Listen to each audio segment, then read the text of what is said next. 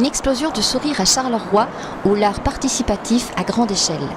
Grâce à JR, photographe français de renommée internationale et artiste engagé, les messieurs et madame tout le monde redonnent un visage humain à une ville de béton et parfois bien triste. J'ai rencontré JR en début d'année. Et l'idée, c'était, dans le cadre de cette biennale d'art urbain, de l'inviter à faire un projet à Charleroi. Et en fait, lui étant tellement sollicité un petit peu partout dans le monde, il m'a proposé qu'on participe au projet Inside Out, qui est en fait un outil artistique qu'il cède en fait pour que quiconque puisse se l'approprier.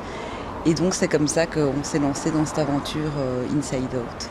L'idée, c'est pas que le photographe donne son propre interprétation du sujet qu'il photographie, mais que chaque personne puisse se réapproprier son image, notamment en ayant un scénario, en faisant une mise en scène. Et ici, on a choisi le smile pour Charleroi. L'intérêt de faire du socio-culturel ici dans un projet artistique quand même assez précis, c'est à un moment donné de pouvoir mettre les compétences d'une institution comme le BPS 22 qui a pu faire des expositions d'art contemporain assez pointues au service d'un projet plus participatif et plus social. Et quand les deux peuvent se rencontrer, c'est là où je pense que ça fonctionne, et ça nous a permis de toucher un public qu'on ne connaissait pas, d'amener un public qui s'intéressait peut-être pas à l'art, de s'y intéresser, ou en tous les cas de découvrir ces choses-là.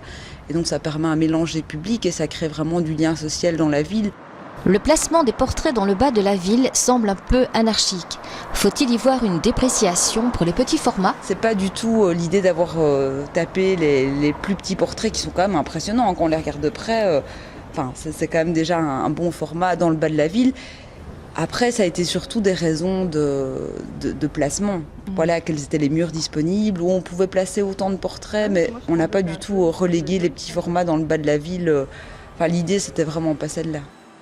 À voir ou à revoir jusqu'au 12 août, avant une probable consécration internationale dans quelques mois. C'est un projet à la fois participatif local, mais qui prend sa place évidemment au niveau mondial. Alors le site de JR consacré à Inside Out permet vraiment de voir ce qui s'est fait à Charleroi, à Cuba, en Égypte et un petit peu partout dans le monde. Donc c'est vraiment l'élément qui réunit tous les projets Inside Out. Après, on a reçu un mail de l'assistant de JR il n'y a pas longtemps qui nous disait que c'était un des projets Inside Out les plus ambitieux qui avait été réalisé.